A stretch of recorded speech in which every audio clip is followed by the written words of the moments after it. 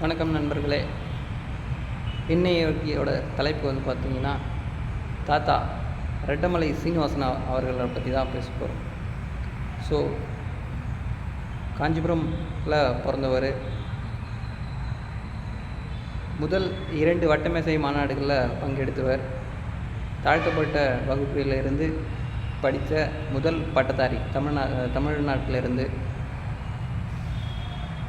So திராவிட மணி என்ற சிறப்பு பட்டம் பெற்றவர். ராவ் பகதூர், திவான் பகதூர்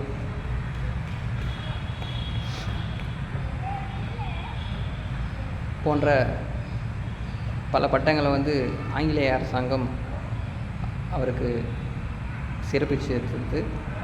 ஸோ நம்ம தமிழ்நாட்டு அரசாங்கமும் கிண்டியில் இருக்கிற தியாகிகளோட மணிமண்டபத்தில் தாத்தா ரெட்டமலை சீனிவாசன் அவர்களுக்கும் நினைவிடம் வந்து வழங்கியிருக்காங்க.